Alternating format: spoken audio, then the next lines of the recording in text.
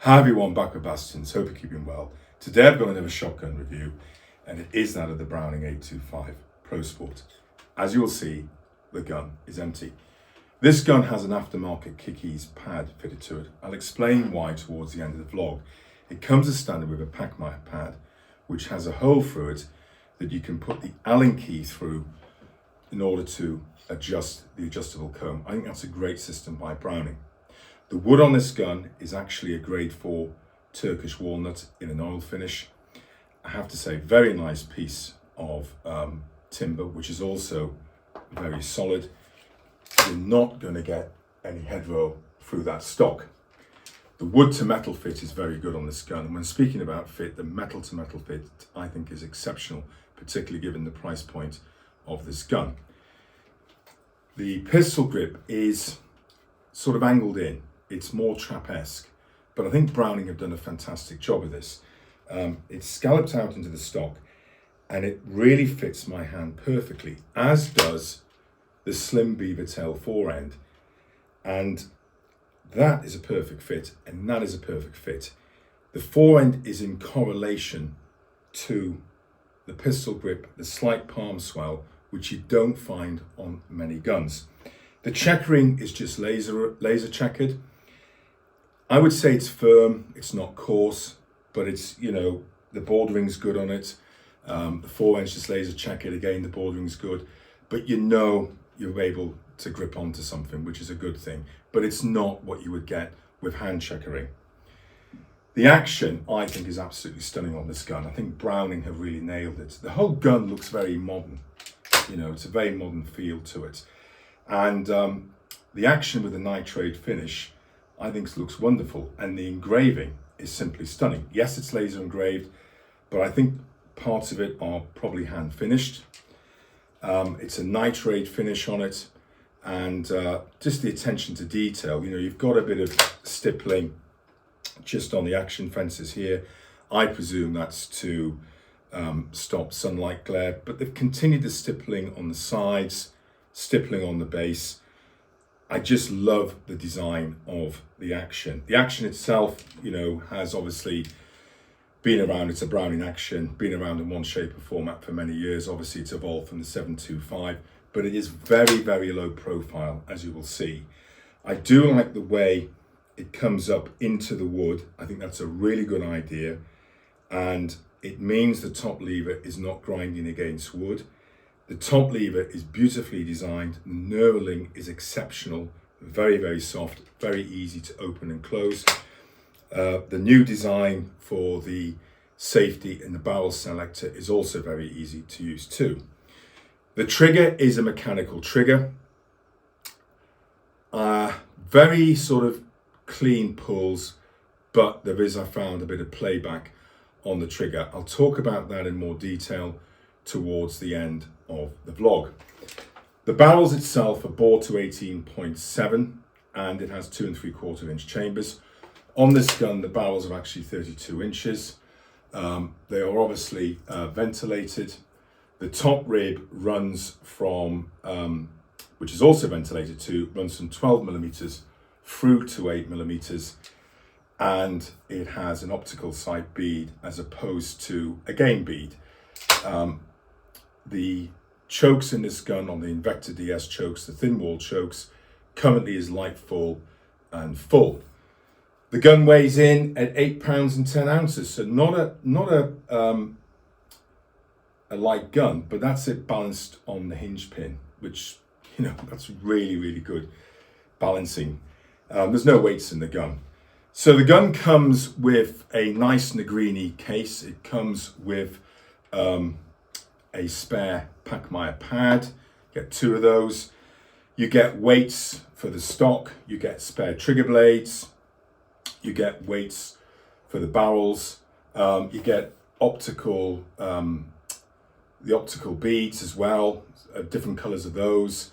You get 8 sets of the Invicta DS chokes, and you get socks of the gun. So you get a whole load of paraphernalia with the gun. So I would say it's very, very good value given the price point. So what's the competition? Well, I would say you're looking at the Cesar Guerini Invictus 1. You're looking at the Beretta 694 DLC. I put the Zolly Z Sport in there. If you were to go a bit lower in price, you're obviously looking at the Browning Ultra XS Pro, the Miraku MK70, and the standard Beretta 694. Alternatively, you could buy a second-hand Blaser F3 for a similar price, or go a little bit higher and buy a second-hand Beretta DT11. So it's in a very, very strong sector. There's a lot of competition out there. Now, the gun's had a very successful launch. I'm recording this vlog at the sort of third week, just over 3 weeks, sort of more the back end of October 2025. And the gun, as far as I'm aware of, is sold out through all the dealerships throughout the UK. I was told this at the beginning of September. I've seen 2 advertised by dealers on Gun Trader since then. And one dealer has said to me that he's got a wait list right the way through, that's going to run right the way through to probably spring of 2026. So it's in very, very high demand. I've also noticed that when I've been out shooting this gun, I've literally been, I wouldn't say mobbed, but I've attracted a lot of attention. I think the reason is because the price point that it's at, it's, accessible to a lot of people who are, shooting regularly, say on average once or perhaps twice a week. So do I think the gun is good value? Well, one thing I would say, when you buy this gun, you're not getting a Perazzi or a Krieghoff. You're not going to save a lot of money and buy the equivalent spec gun for, say, a quarter or a third of the price. That's not the case. I think in the sector it's at, yes, I think it's a very, very, it's strong proposition, but it's not something that you're getting more for less money. And it does have its faults. So the choking system on this, the chokes pattern really well, right? And I find overall the gun handles well, it mounts well, there's no muzzle flip, there's no veering off to the left, but there are still some issues. So the chokes that come with the gun, it's 8 chokes, and Browning supply a cylinder, skeet, American skeet. Then they go to the other extreme and they supply light full, full, and extra full, and you get a quarter and a half. I'd like to see them lose one of the open chokes, one of the tighter chokes, perhaps put in a 3/4, a 5/8, a 3/8, or perhaps put in an extra half, an extra quarter. I think that would be, quite easy for them to do, but it's not the end of the world. One thing I've noticed though with this gun, it has a tendency for the forend to heat up.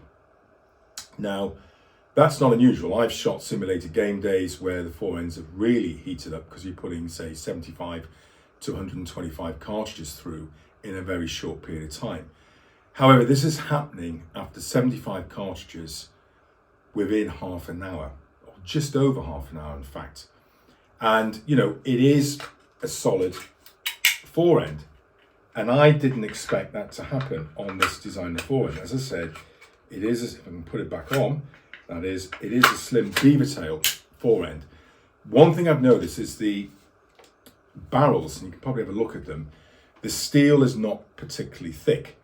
I'm not saying that's a bad thing, but what I've noticed is they tend to heat up quite quickly, which results in that forend getting warm very quickly. And if you've hit, say, 250, 300 cartridges during the day, it will be very warm, is what I would say. So the result of that is I was using a glove on the forend. The other thing, though, that has been a bit of an issue has been this Pachmayr pad, and it comes with 2 of these Pachmayr pads. Nothing wrong with the rubber. It's the top of the pad is solid plastic, so as you can tell. So at the heel of the gun, what is happening, all the recoil is concentrating in that point. Now, when I picked the gun up, I took it to a shooting ground and I thought, gosh, there's quite a bit of kick there. And I thought it's muscle memory, I'll adjust. I then went the following day to hit a simulated game day with the gun, and it was horrendous. I was black and blue. Obviously, you don't quite get the mount perfect when you're hitting simulated game, so you're off slightly. Boy, did I feel a kick. And I contacted the dealership I got it from, and they said, yeah, experienced this problem. I'll send up a kick ease pad. I got it professionally fitted. They were very good. They gave me a trade price on the pad, but I had to go and get it fitted. I had to, because the pad is actually grinded on. It's not something you can do yourself. And the kick ease pad then has to be professionally fitted and grinded on too. And I don't know why Browning don't put the influx pad system on it. I was speaking to another dealership in the Midlands just a few weeks ago, and they were saying the same thing. But there was another problem with that. And because of the recall, I was finding trigger pulls are fine, but there's a lot of playback on the trigger. So I put in, because it comes with spare trigger blades, I put in the right angled trigger on it. That did help. But you can probably see there, if I show you, that is my finger blistering. And that happened a few weeks ago, and it was quite badly blistered. And what happened, there was somebody else who had the same gun at the shooting ground. He was experiencing the same problems with the gun. So what's that resulted in? Yes, I wear a glove for the trigger, and I wear a glove for the forend. I will talk, I've always said this, about the types of gloves I'll use with regard to shooting. I will do that in a separate vlog.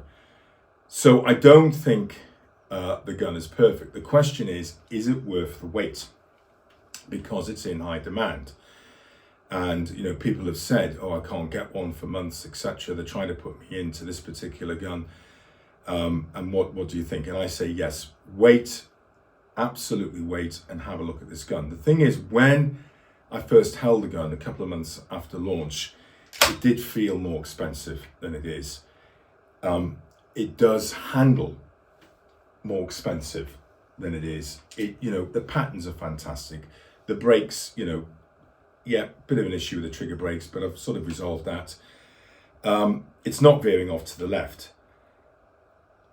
So it's like all things in life. It's just not perfect. Stay tuned.